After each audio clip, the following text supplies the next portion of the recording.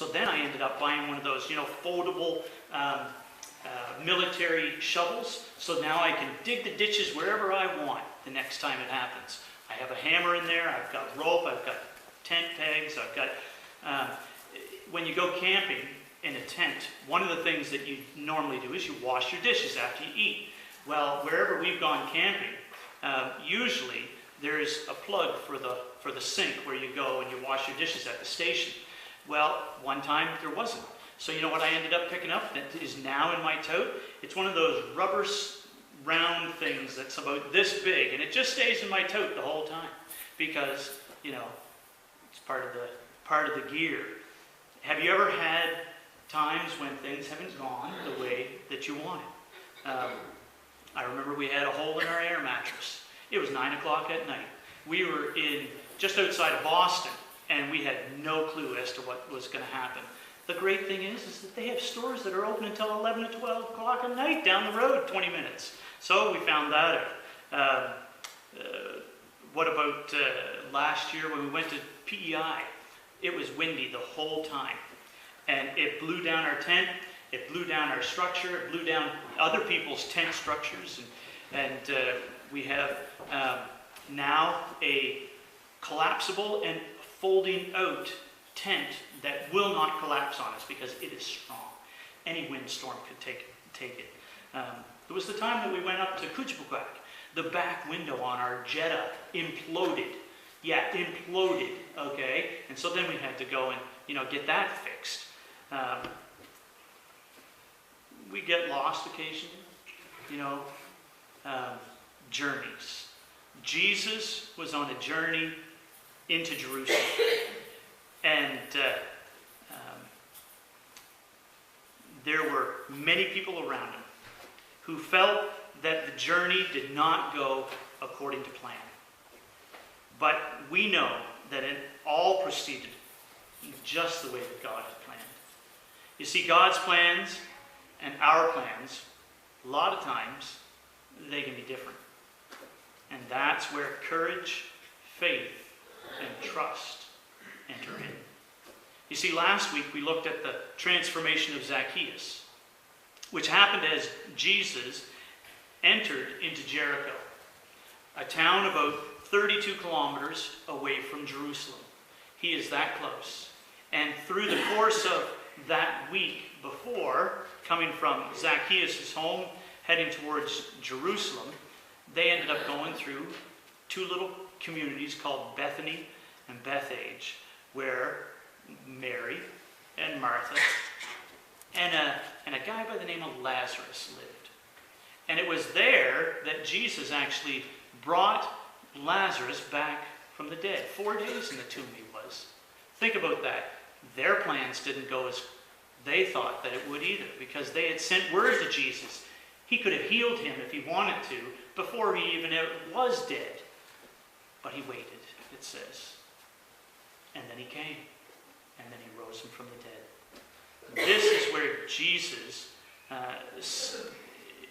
from Bethany and Bethage, this is where Jesus sends ahead two of his disciples. They're about to head into Jerusalem. And he says to them, go get a colt. You're going to go into this town. You're going to see the colt. Go get it for me. One thing that we need to realize here is that Jesus is taking some pretty dramatic action. He is making an unmistakable claim when he enters into Jerusalem.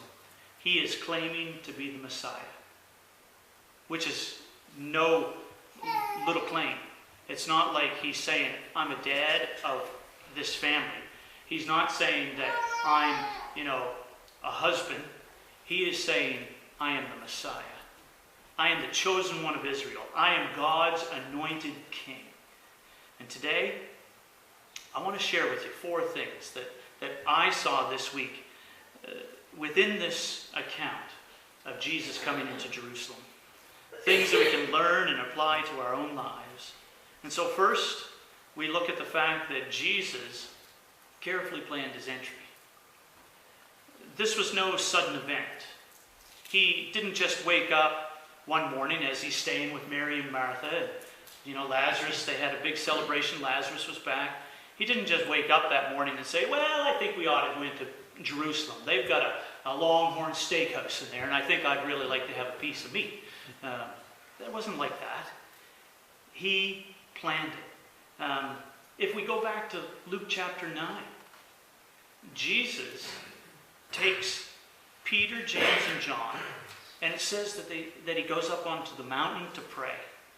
And this is where Jesus is transfigured.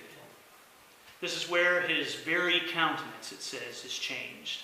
He becomes like light, and he's glowing. And then, all of a sudden, there's two men that are standing there with him, Moses and Elijah. Peter doesn't know what to say, so he says, hey, why don't we build 3 shelters so that we can stay here for a long time? Well, what was actually happening there was that Jesus was getting, if you want to call it this, his marching orders. It's time for you to make a beeline, and straight to Jerusalem is where you need to go. And then God speaks out of this situation, out of this overwhelming thing. Peter, James, and John are down on their face. They're not, and God speaks. And in Luke 9:35, it says that he said this. He said, "This is my son whom I have chosen. Listen to him." You see, it's here that God tells him what to do. It's here that he sets his sights on Jerusalem and ultimately the cross, because he knows that is up ahead as well. Because you see, between that event and the going into Jerusalem, Jesus shares with his disciples on 3 occasions that he was going up to Jerusalem to die. That he was going up to Jerusalem to be mocked, to be beaten, to be scourged, and that 3 days later he would rise from the dead. That's one of the accusations that they brought before him that night when he was before the Sanhedrin. But that's next week, or this weekend. But Jesus knows what's ahead. He tells his disciples. Some believe, some don't know what he's getting at. But he didn't leave things to the last moment. Some believe that actually he had made arrangements with the owner of the cult. And so when he sent his 2 disciples in to get the cult, the password was, "The Lord needs it." Oh, okay, no worries. Take it, go ahead. Jesus planned things. God had a plan for Jesus' life. We do the best that we can to plan things as well. This past week, Noah shared a devotion with the youth group, and it was all based around a passage of scripture in Acts chapter 2. And in it, we kind of pulled it apart. What is God saying? What is it for the people? And what are we going to do about this? And so at the end, one of the things that we did was we planned. We planned 2 things: to help somebody and to share the good news, or to share the hope that we have in our hearts. God wants us to plan. God wants us to be ones that plan ahead. So then, if you plan, then you can get things done. But if you're just kind of haphazardly kind of floating through life like a jellyfish, well, nothing will happen. And so Jesus planned this whole trip. The second thing that I see within this journey into Jerusalem is that this entrance was an act of courage and defiance. You see, by this time, Jesus was a wanted man. The Pharisees had had enough. He had performed way too many miracles. He had gathered a crowd.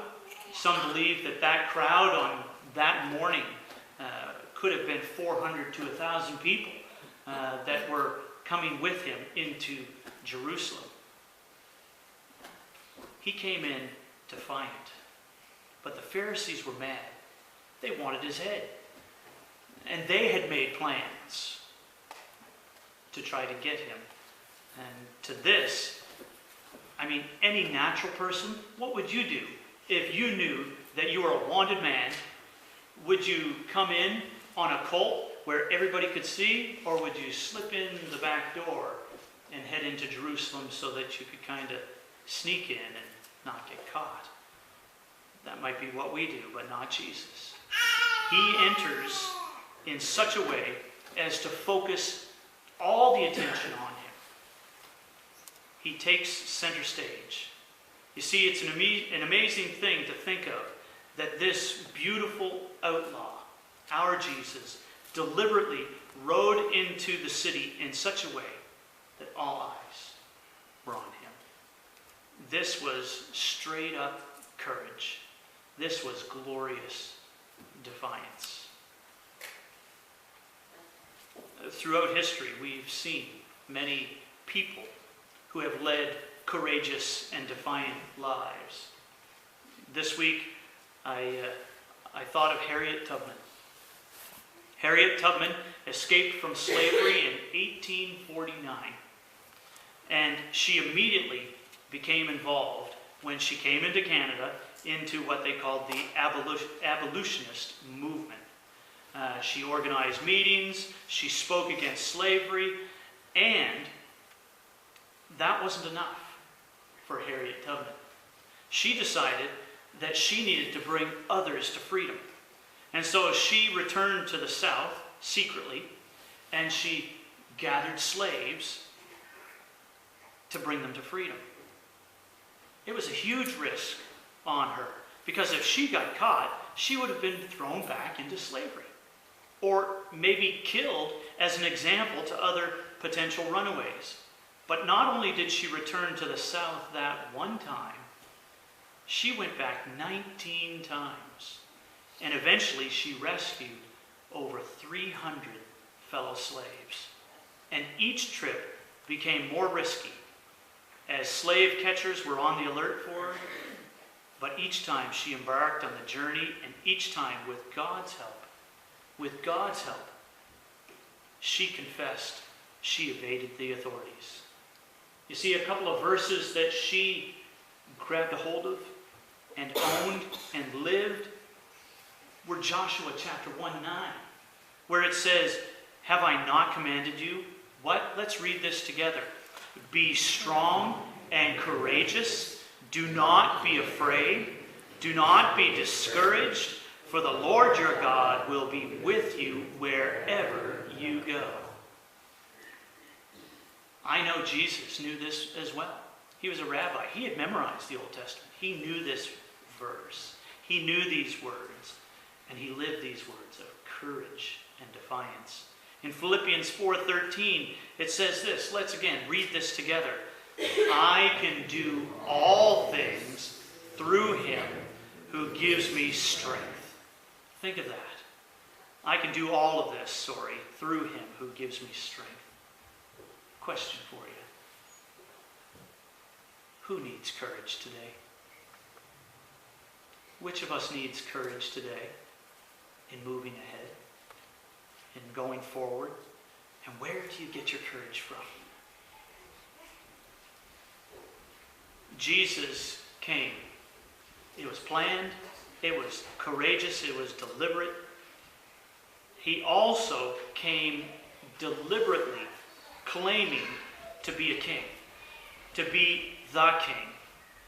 His claim was that he was the King of Kings. You see, all the folks that were in the crowd would have known this prophecy from Zechariah 9:9, and they would have known that it was a prophecy in regards to the Messiah coming. Zechariah 9:9, it says, "Rejoice greatly, daughter Zion, shout, daughter Jerusalem, see, your king, that is your Messiah, comes to you, righteous and victorious, lowly, and riding on a donkey, on a colt, the foal of a donkey." But you see, even in this, Jesus emphasized that the kind of king he was going to be was one different than what they expected. You see, Jesus, in coming into Palestine, he rode on a colt of a donkey. Now in Canada, is the donkey a noble beast, or is he a beast of burden? He's a beast of burden, isn't he? Not all that with it, kind of cantankerous. When I think of an old donkey, I always think of Grizzly Adams, and his buddy that came along with the donkey. Some of you know that show, and you remember that. The old guy with the donkey that he used to drag behind him. Well, in Palestine, the donkey was a noble beast. You see, when a king was going to go into war, he would get on a horse, and he would ride on a horse. But when he came in peace, when he came in victory, when he came in triumph, he would ride on a donkey. And so Jesus really was saying, in riding on a donkey, that he was coming as the king who was going to bring peace and love. Not as a conquering king that everybody expected, but as a peaceful king, one who's going to bring reconciliation. And the people went crazy as he entered. Think about it. They took off their jackets. They threw them down on the floor behind them.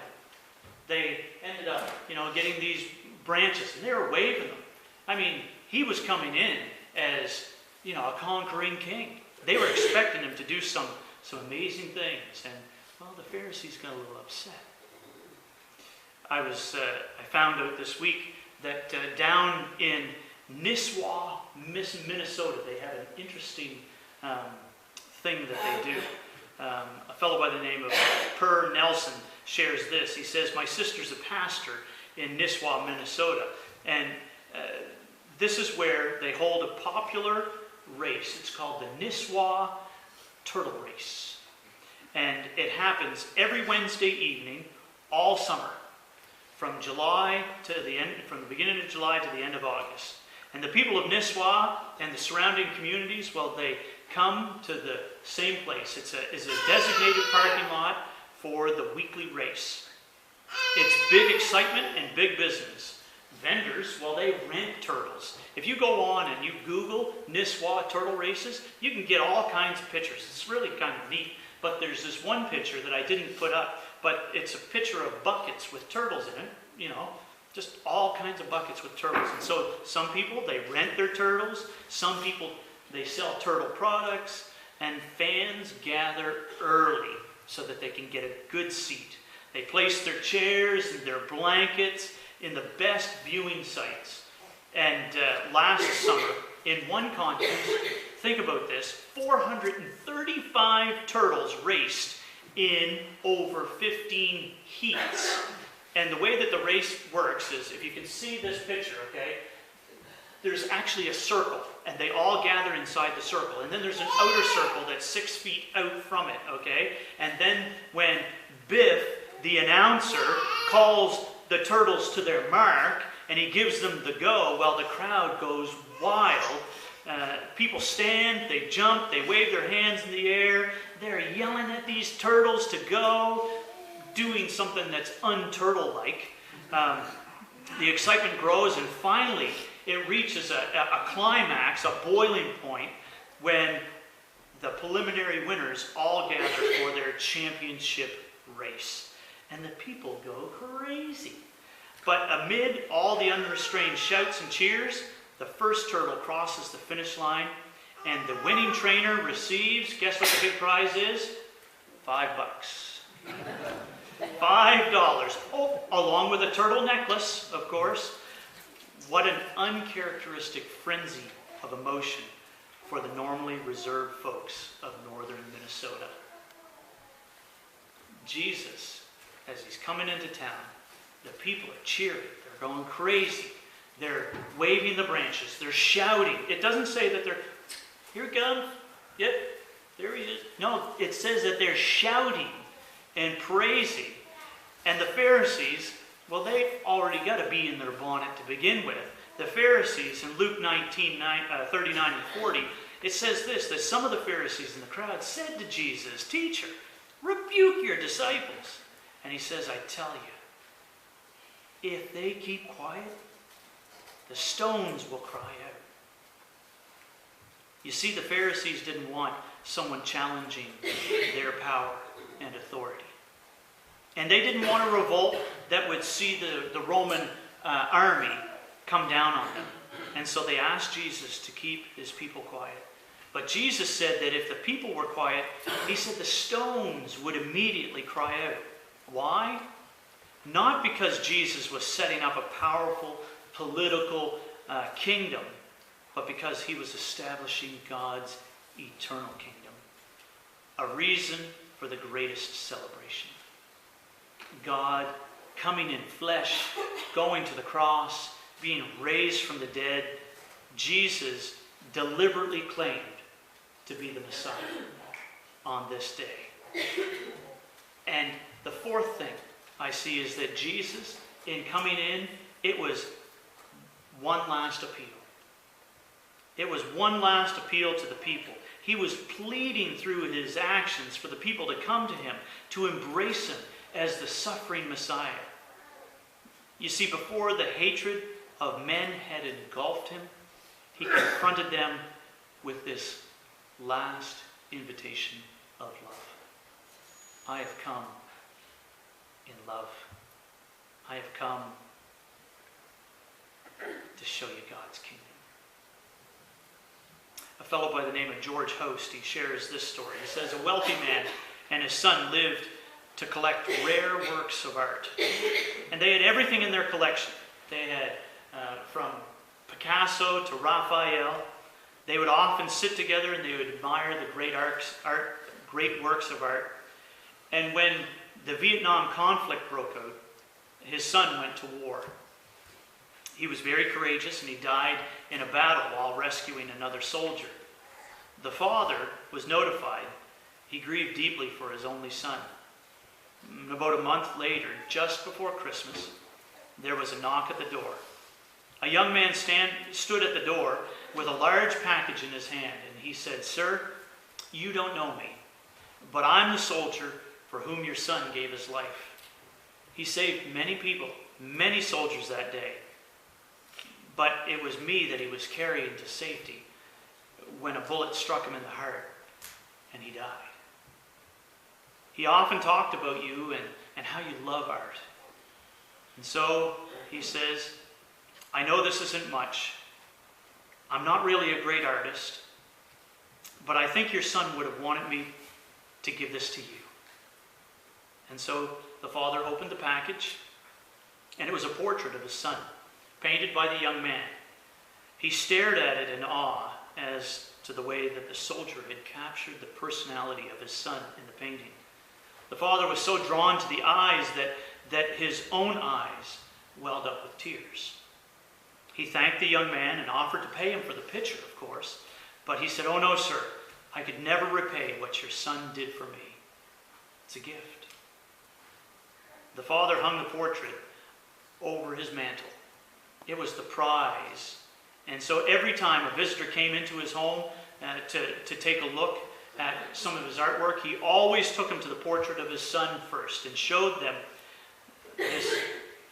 this great work of art that was a picture of his son. Of course, they wanted to see the other great works of art, not this picture. The man died a few months later, and there was an auction that was going to happen of the paintings. And there was all kinds of people, lots of money that gathered, and they were excited to see the great paintings, to have an opportunity to purchase one for their own collection. On the platform sat the painting of his son. The auctioneer pounded his gavel. "We'll start with the bidding with this picture of the son. Who will bid for this picture?" There was silence. And then there was one at the back of the room who shouted, "Get on with it. We want to see the famous painting. Skip this one, will you? It's not worth anything." The auctioneer persisted. "Will somebody bid for this painting? Who will start the bidding? 100? 200? Another voice, angry this time, "We didn't come to see this painting. We came to see the Van Goghs, the Rembrandts. Get on with the real bids." But still the auctioneer continued. The son, who will take the son? Finally, a voice came from the very back of the room. It was the longtime gardener of the man and his son. I'll give you $10 for the painting. He was a poor man. It's all that he could afford.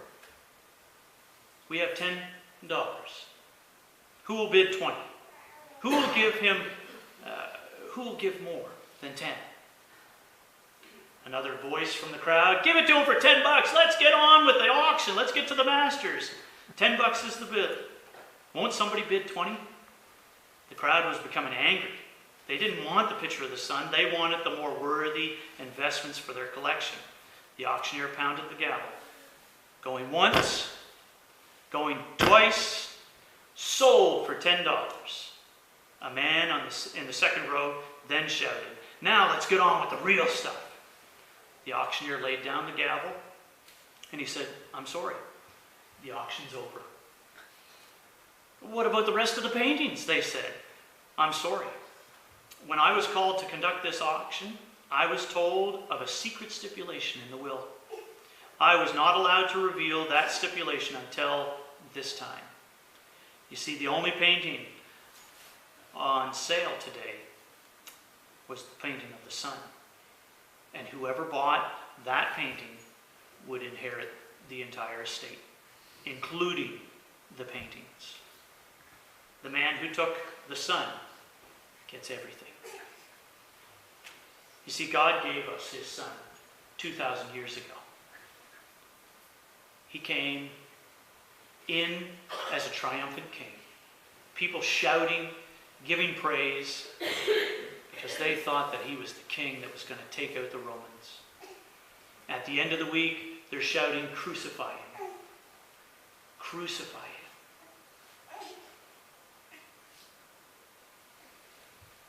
Much like the auctioneer, his message today is the son. The son.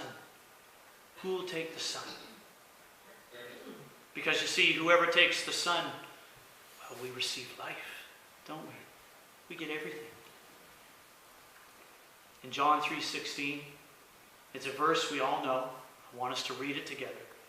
For God so loved the world that he gave his one and only Son, that whoever believes in him shall not perish, but have eternal life.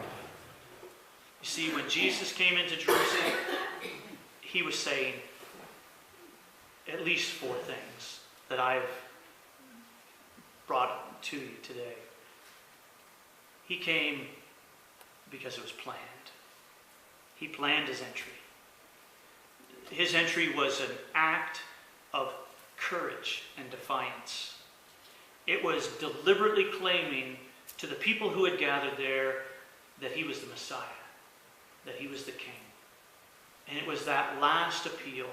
Because immediately following that, in verse 41, it says that Jesus saw the city and he wept over it. Because they still didn't get it. They still didn't understand. May we understand. And may we live for him in all things. The Son. Who will take the Son? Let's pray together.